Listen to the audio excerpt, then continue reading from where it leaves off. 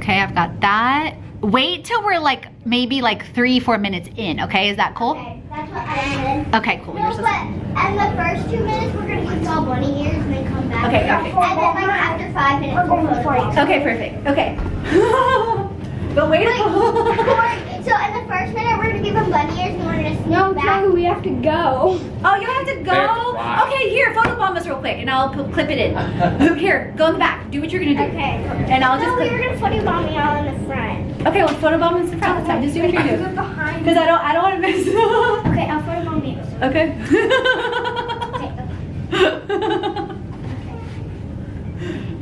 Where are you, Charlie? I don't see you. You're not. Oh, there you are. Okay, awesome. Okay, you guys go fly. Have fun. Have fun. Have fun I was like, does he want to get interviewed too? I was like, he can come, but he was waiting for you guys. Okay, awesome. Bye. Bye.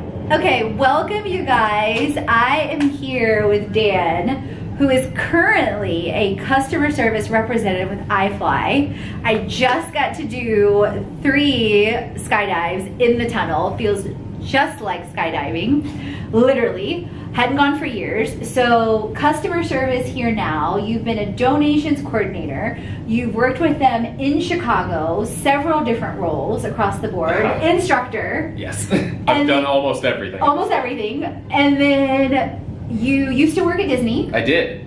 And then you went to school before then. What'd you graduate with? My degree is actually in fight choreography, of all things. I'm trained. I know, it's a weird thing, right? It falls under like the film and theater department. Half of my degree is in fight choreography. I'm trained in hand and a half broadsword, like on Game of Thrones, and so cool. rapier, dagger, and small sword and stuff. Okay. So swords are like my babies. And then the other half of my degree was in playwriting. Wow. So theater / choreography / gaming. Yeah, how this led me here, I have no idea. But this is where I'm at now. So very multi-passionate. Yeah, absolutely. Clearly, which I tend to attract that, you guys. Big shocker, considering I always say I've lived 10,000 lives. Or feel like it, anyway. So with that, like, what is it like being here at IFLY? Like, let's talk about your journey now. God, I love my job. When I was in school, I knew that since my degree was in fight choreography, that was going to kind of be my night job.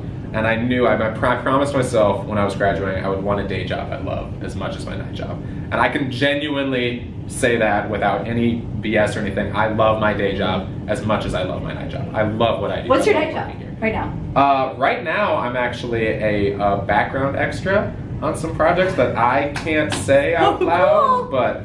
We are in Atlanta, baby Hollywood. Can't you know, say what I'm working on right now, but I am working on stuff. But he's working on some cool stuff, and we are in Atlanta, Georgia, you guys. And I'm still wearing like my flight uniform because I told James, the flight instructor, I said I'm gonna keep this on for all of my interviews because it's more authentic. Oh yeah, I wear my suit around town. Like, and it's so comfy. I really wish they had a pink one. But anyway, wow. So I love that you said, Dan, that you wanted, like, you promised yourself that you were gonna do something you loved.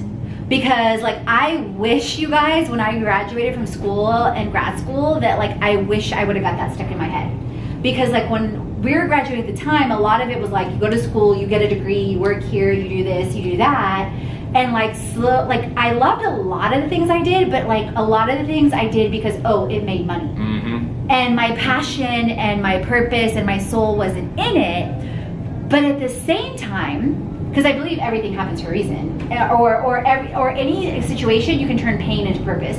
For sure, yeah. So in overcoming those things, it definitely served a purpose. Otherwise, I wouldn't be here. Absolutely. Talking to Dan. Yeah. So tell us about like what today's been like for you at IFLY. Today has been very, very busy. We started our day with STEM programs for us. We work. Tell them what STEM is, because not everyone knows what STEM is. Yeah, so STEM. Because STEM is a big component of what we do, and right. what I love. Like Science, tech. STEM stands for Science, Technology, Engineering, and Math. We partner with elementary, middle, and high schools who want to come out on field trips with us, and we will teach them the actual physics portion of what we do. They'll learn to like find their own terminal velocity. They'll get a little mini, we have this little small mini wind tunnel that they'll do parachutes with that you can do experiments on. So cool. And the aerodynamics. Oh yeah, for sure. I mean, we teach all of that. We'll go, I mean, if we get colleges, which is rare, but sometimes we do, we'll go deep into aerospace engineering and everything. I mean, we'll talk about the literal engineering of our building and break it down. Well, I mean, even just like the tunnel, and you guys, like if you've been watching my lives like throughout today, and then like for the podcast, you'll see the link to the video. Like even my brain, and to your point, like you took me like way back. I remember being in senior year in high school, taking an AP physics class, and the instructor, like, I'll never forget him, so like excited about physics. Like he had just graduated from Rice University, and he would like tell us all these things about flying or about this or about that, like all, you know, speed, like racing, like all these, you know, applicable things with physics, right? But I remember thinking then, I'm like, oh my God, okay, this sounds cool. But then the days he did experiments, the days that there was actual practical knowledge, application, like what you guys have here, was where you really got it, the experience part of it. Yeah.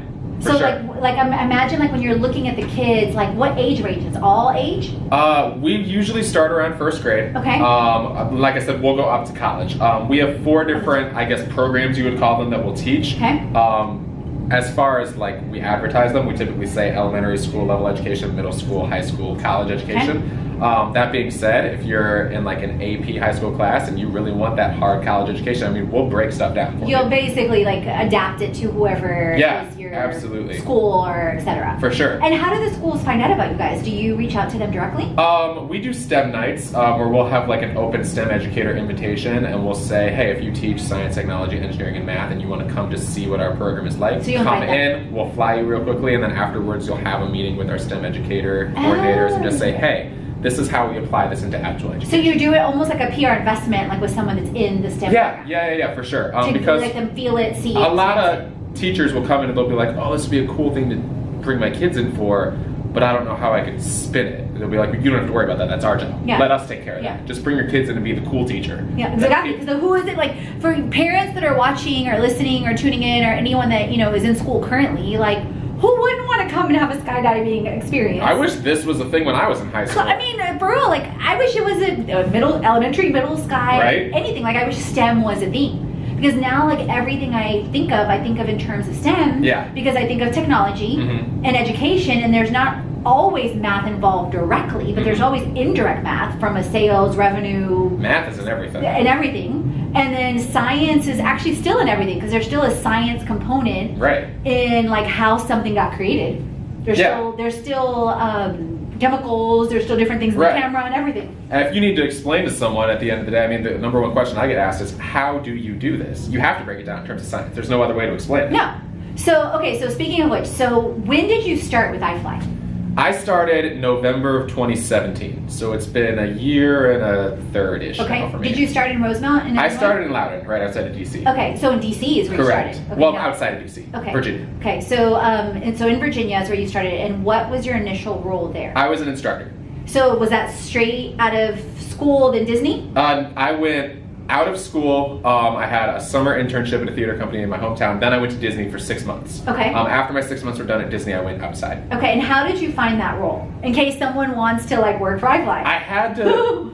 I was really like kind of stretching my mind to find something that I knew I was going to want to do. I felt very lucky to get that contract with Disney out of school because it's a very competitive world. Was that the internship with Disney, or was no? That was a true job. It was a contracted position. Because I remember when I was in college, Disney was recruiting for lots of internships or people on the cruises. Right. And I mean, like, they're always hiring. Of course. So, I mean, if you want to go work for Disney. But this was a legit job through your... Sure, it was contracted. Yes, I was contracted. And I knew when I was leaving Disney that I was leaving a job that I enjoyed, and I was going to want to make sure that I still had a job I enjoyed. Because when you're fight choreographing and stuff at night, that pays a little bit of your bills, but it doesn't pay your bills. Well, and not just that, but I love like where your brain was focused, because you're like, okay, yes, I'm practical and I, you know, want and need to pay my bills, but I still don't want to sacrifice I don't want to sacrifice anything and everything that I would love doing simply for the money. For sure. I mean, there are so many people in my line of work outside of IFLY who are like, I will bartend because it pays my bills and then it gives me the time to do it. I mean, you know what, if that works for you, more power to you. Yeah, I'm that's like, what you live your life. It would drive me crazy. Yeah. I'm just not that kind of person. Yeah. I need something where I can be excited about going into work regardless of which job I'm going to. Exactly, and stimulated and everything else. For sure. So you started in Virginia, and what were you doing there at the time for IFLY?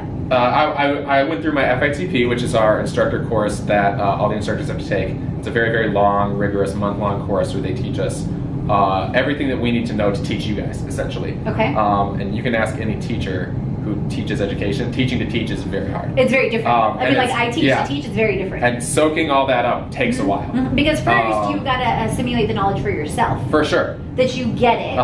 And then there's a component of like how you learn can be different from how I learn. But then when you're teaching to teach, and I definitely paid attention to this as, being a teacher in a number of different, areas with my own business in the past, etc., that breaking down the components. You've got to have the visual, like the video that you guys had, like the pre-safety briefing you guys, and then the instructors and how they teach the hand signals. So keep going on your education, like how that was and transitioning from like you learning to teaching to teach. Right. So, I mean, step one is you have to learn what you're going to teach other people. So I had to learn, just like you guys are learning how to fly, I had to learn how to fly, which is hysterical, and people always laugh at us. They're like, oh, I guess people don't make that connection that the instructors who are so awesome here, who look like they've been doing this for years, at one point, we were you. Yeah. You have to fall down. You have to fall down to get back up. You have to get back up to keep going. Like, you're literally saying stuff all the time, Ned, that I say that literally in my wrap-up after the experience, I was like, you guys, like, this is the epitome of taking leaps of faith. Yeah. Like, flying is like the epitome of facing your fears and breaking through barriers. And then also, like, literally exactly what you said. It's like, I tell people all the time, like, even videos. People are like, oh my God, you're so natural. You're so easy on camera. I'm like, oh my God, if you would have seen some of my course videos, and I keep them up on purpose. 2 years ago, filming, in the bathroom. And like super nervous, even though I had done public speaking for years. Yeah. Because it's wrapping your head around, like when you're doing a live or when you're doing a camera, there's not someone there right away. Like I'm actually talking to you now. Yeah. But I'd imagine the same thing with flying. Like we all start somewhere. Like we all start flying at some point, or we all start crawling at something, whether it's entrepreneurship, whether it's health, whether it's video, anything. Yeah. School. Like you didn't just walk out of the womb learning how to fly. Yeah. Oh, absolutely not. And then talk about also how you had, back to your degree, was it flight choreography? Fight choreography. Fight choreography. Like so fighting. Like fighting. Back to the gaming fight. Okay. Because I was thinking like flight choreography and my brain went to flying. I mean, don't get me wrong, that'd be awesome. Yeah. That becomes a thing. Call me. Yeah, because I was like, wait, I think he said flight, but you said fight choreography. Because I mean, I'm looking at like Charlie when she was flying. Yeah. Like, that's choreography. I mean, part of why I like working here is because the sport of body flight now, as we call it, is kind of, I equivalent it to what snowboarding would have been like in the 90s, where it's like people were kind of making it up as they go. Yeah. We are building the sport from the ground up. Yeah. And so it's cool to, not to use a business term, but be in on the ground floor. I mean, it is. Yeah. Like we are kind of getting to develop this into whatever we want. Whatever you want it to be, because you basically created a whole new niche, a whole new industry, a whole new thing. You can talk to anyone who's been working here. I mean, we're envisioning the day where we'll be able to have music and have choreographed routines and stuff. Yeah. It'll be like dance party. Yeah. But sky party. Yeah, kind of like, I guess, synchronized swimming would be the closest thing you can compare it to. Sky party. Like I'd consider like a sky party with like maybe two, three people at the time. Yeah. That's the coolest thing too, is when you learn to fly with other people, your mind is just blown. Well, even when I was watching Charlie and Howard fly, I was like, whoa. And you guys, if you look back on some of my other live videos on Instagram, and then I'll put it in the feed on the podcast too, you can see some of that too, because I had it live the whole time. Wow. So, okay, so that's where you started in Virginia. So you went through the training program. I did. Then you're learning to fly. I did. You're like, I suck. It's like I'm learning to crawl. Yeah. I mean, you have to, if you're gonna fail, I always say fail epically. Yeah. Fail the biggest you can, because once you've done that, you can't fail that big again. Well, and then you're like, okay, cool. Now all I can do is go up. Yeah. I mean, like, you have to learn your mistakes too. Is the other thing. Whenever people make a mistake, and I used to be like this too, I'm still like this sometimes, depending on the day. You make a mistake, you harp at yourself, and you're like, God, I can't believe I made that mistake. But you got to start thinking of that as, okay, yes, I made the mistake. I don't have to do that again. Well, and it's not just that, but I love that you said that, because it's also humbling yourself. Yeah. Because in some cases, it's saying, okay, I'm not perfect. I'm always going to make mistakes. Like, I am not perfect. Far from perfect, like, make mistakes. Sometimes I say, like, call me Grace, because, like, literally fall down all the time. And then it also, like, saying I'm sorry. Yeah. You know, whether it's, like, I'd imagine, like, coworker, you know, teammate, whatever, like in your case. And then, like you said, it's, it's like, okay, cool, I did this. This is what I did to do this. Let's not repeat that because that was pretty damn painful. So let me try something different. It's like, you know how you get battle wounds in fight choreography. We talk about that all the time. The equivalent of that is when you get your first big scratch on your helmet, it's kind of like a little badge of honor that you wear. You're like, I wiped out, and I'm here. And I survived. And I'm here. So if I can do that, I can do anything. So let me ask you, like, is fight choreography, because this is the first time I'm hearing about it too, is that kind of like, have you seen the movie Lara Croft? I have. So is that when they're fighting with the swords? That would fall under fight choreography. Okay. Fight choreography and stunt coordination kind of go hand in hand. A lot of people who are fight choreographers work hand in hand with stunt choreographers. The difference that I break down is that stunt coordinators work with stunt people. Fight choreographers work with actors. Okay. I am an actor. That's how I learned my fight choreography. Hence the movie or whatever you're doing. Hence working, which yeah, I can't. Cool. But we'll see you at some point, or you'll be able to talk about it. Yeah, at some point, once other people talk about it, I can talk about it. People more important than me have to talk about it. Non-disclosure agreement. You're right. Right. So, side note, related, unrelated. I was actually talking about film. I ended up beating out like 1.2 million applicants for The Apprentice TV show. All right. Fun fact, in case you guys didn't know that about me. My parents had told me for years, like, you need to apply, you'd kick Omarosa's ass. I'm like, whatever, you're my parents. Oh, you know Omarosa? Oh, so I was like, I don't want to sound like her. They're like, yeah, but you kind of do. I used to be a lot like her. Yeah. So the whole friendly, like Katrina, like, and don't mistake the kindness for weakness. I tell people that all the time. But I used to be a lot like her. And they're like, you should apply. And I'm like, nah, whatever, you're my parents. Well, I was taking CPA classes at night, accounting classes at night, around my banking job at the time. And then a whole group of students that I didn't even know. I'd never talked to them. I was always in the back of the class with like some of my friends. They're like, you should apply for The Apprentice. They were here on campus today, University of Houston. Okay. And I was like, I've never even talked to you. Like, I'm in the back of the class. I don't know you. Like, I don't even know you. Like, how are you telling, like, what about me tells you I should apply for The Apprentice? And they were like, oh, well, you asked really good questions. Like, you connect things really well. And we think you'd be really good on the show. I did have someone one time tell me I should audition for Big Brother, and I don't know where that came from, but so I mean, like, but it was only for one person for me, though. But so like, it was like 4 people, like, because they were like, it was like a group of, like, we were in groups in that class, and I was like, okay, the fact that you said it, and I don't even really know you, like, I'm gonna trust your opinion. So I called, I was working at the bank at the time. I called my boss. I couldn't get a hold of him after 9 classes, and I was like the manager the next day. Okay. So my mom is on the phone driving home. I'm driving home from University of Houston, and she's like, okay, I researched. My mom's like the best. I mean, my dad's awesome too, but my mom's like #1 cheerleader. She's like, okay, I'm online with NBC.com. You can mail in a videotape. You can do this. You can do that. Like, totally had my back. So I literally, you guys, and back then it was not like this little mini Canon. This was 2005. Oh, I remember those cameras. So if you know anything about cameras back in the day, 2005, it was like the old school camera. You don't see yourself when you're filming at all. The tape, first of all, you put in a tape. It wasn't a memory card. You had real tapes. You had legit tapes, you guys, like this big. Oh, I'm getting old. Yeah. No, you're getting experience. That's what I always say, Dan. Okay. So you're getting experience. I'm 40, and people always look at me and they're like, okay, you look like you're freaking like 25. I'm like, I always say I'm ageless. Literally. Sweet. Yeah. I'm gonna steal that. Yeah. Thanks for that. Yeah, That's mine. That's mine now. No, look, you can keep it. Timeless. Yeah, I'm timeless, ageless, whatever. So literally, I sent in a videotape, and I still like leap of faith, but I'm like, I had courage. Like I always tell people, just do the courage because you never know. Like I'm sure your role, like it was courage. And then I get a call a week later from the TV show, and it was kind of the same thing. They're like, okay, you're in the next round, you're in the final like 100 to be on season 4. That was the one with the broken leg and MIT.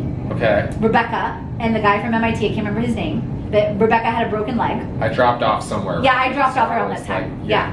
So, and I was like, they called me and they're like, okay, you made it to the final 100, but the next step is, since you didn't make it live, because we would have done both interviews live, is you need to send in another tape, but this time we're gonna call you. And so as you're talking, kind of like now, you have to have the camera in front of you. Oh, that's stressful. The first video was like me sitting at home or standing saying why I would be the next great apprentice. So to me that was easy. I got to rehearse a couple times. Yeah. This one was, no, you're on the phone with me, I have the camera in my face, and I've got to look at the camera. Okay. Then I got a call again 2 weeks later, and they're like, I'm screaming. I pick up the phone, like, I'm sure like when you got some of your calls or different things, you're like pumped. And I definitely want to hear more about that. And I'm like, they're like, okay, do you want to like hear the bad news first or the good news? And I'm like, the fact that NBC is on the phone with me right now. You're like, I'm already happy. I'm already happy. There is no bad news. I'm already cool. Even if you said no, I'd be like, Like, you're calling me. There's a reason you're calling me. Yeah. And the fact that you're on the phone with me, and like gratitude times 1 billion. And they're like, well, you're no longer being selected as a contestant on the show, but you've got to sign, which I can talk about it now. This was like 05. You are no longer being considered as a contestant on the show. However, we want you to work on pre-season 4. And on pre-season 4, you're going to get to do a lot of the tasks with all the companies with another group of people to consult us on the show for the next season. Oh, that's kind of cool. That's cool. Yeah. And are you in? You're going to work at the Trump Tower. No, I did not get to meet our current president. I always get that question. And I was like, hell yeah, I'm in. Like, why wouldn't I be in? That sounds fun. I'd go. Yeah. So on your roles and like on back to like choreography fighting or what is it? Fighting choreography. Fight choreography. Fight choreography. Close enough. I said it backwards. I was like, stage combat is the other word, if that's easier. That's easier. Stage combat, which I love the Lara Croft movie, so I could totally see that stuff.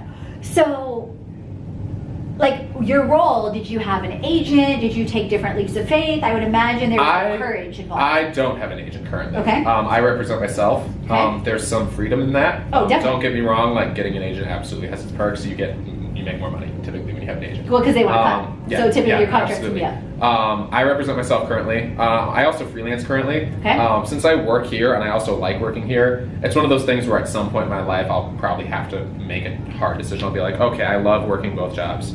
What do I want to commit myself? What do you really want to do? What do I really want to do? Yeah. What becomes a hobby, and it goes back to those levels of focus. It's like Malcolm Gladwell talks about this, like the 10,000 hours for mastery, the tipping point. Yeah. I mean, when I was in Chicago working here, as opposed to choreographing fights out there, I worked at Comic-Con. I had shorter hair back then. I can see that, because that could be a hazard. May or may not have been a superhero who has a fun shield that he gets to throw around at Comic-Con. You didn't hear. Here. Yeah.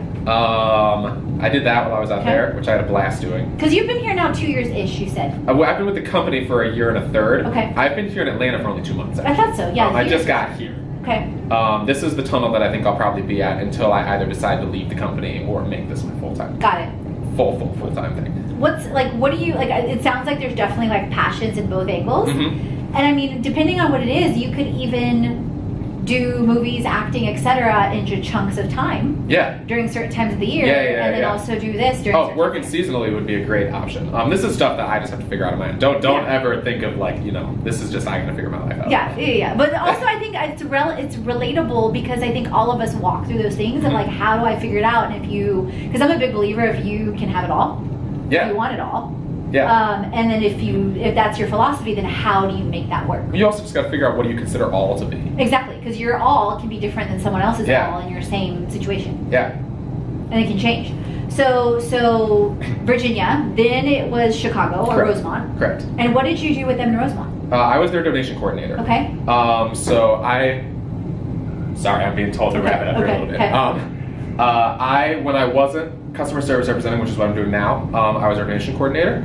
We would get requests from donation companies and 501c3 organizations within the greater Chicago area typically. Love it. They would send us documents saying like, hey, we're having this gala, we're having this silent auction, we're having this event. Can you donate X, Y, Z to help us raise money? Oh, that's awesome. So I would be like the liaison between them. Do you also host events here? We do here. Okay. I am not our donation coordinator here. That would be Frank. He's one of our shift supervisors. Okay. But if you are out there with a 501c3 and you're looking for donations or you're having an event or a gala or something, feel free to shoot us a piece of mail. Okay. Typically, we like actually hard snail mail here. So if you send us something physical, that's peachy. Awesome. That's awesome. I definitely want to talk to you guys more about like just different ways that maybe things could feed off of one another. Just from an aspect of STEM, from wellness, from transformation, things like that. So definitely we'll download on that somewhere after. Because I know you've got to wrap it up, so I want to honor the time. Yeah. What else do you want to share as far as any sort of inspirational messages? Anything about like your passion? Anything about IFLY? Oh my goodness. I know that's a big broad thing. I'll start with IFLY because we're here now and this is where my bread and butter is. Yes. I always say that anyone can do this. We have had people who have come in shaking, quivering like a leaf, We've had people who have come in who have been missing a limb. We've had people who have come in. I mean, we will fly just about anybody. We have and imagine you adapt. Sorry, go ahead. No, go right ahead. Ask imagine you adapt, like with broken limbs, that you adapt like aerodynamically for like a leg or an arm. Absolutely. All of our instructors are trained to fly just about anybody. That's super inspirational. We have very few restrictions here. Okay. One is if you are pregnant. If you are pregnant, please take care of your kid. I promise we will be here after you have your kid. And then if you are over 300 pounds, unfortunately, just we're not able to fly. Weight-wise, like as far as like different things, and I guess the uplift and the safety. Correct. Okay. Just about anything else, though, we can fly you. Wow. Give us a call. Okay. I mean, you call here, you'll probably get me most days. Okay. So I promise I won't bite. He's super nice. Like Dan, from the second I walked in, you guys are super chill, like all around. That's embarrassing. Go on. No, I'm kidding. Yeah, we like to have fun here. So if you want to fly, please call us. It's amazing, you guys. Let's get a reservation going. Like, highly recommend IFLY. I would not be here still if I didn't think this was the coolest thing in the world, and it is. It's the coolest thing in the world. I've been skydiving, and it literally legit like feels, I was telling him, like just like skydiving. It's exactly the same. Other than the, like, I don't see the ground below me, but I did do the VR experience, which was super cool. Okay, anything else you want to leave them with on an inspirational passion Dan tip? Goodness. And you've dropped several during the recording. My two favorite quotes in all of history, one is anonymous and then one is attributed to Julius Caesar. The Julius Caesar quote is Veni Vidi Vici, which is come see conquer. If you want to do something in life, go for it. Go 100%. Fail gloriously at it. It's okay to suck.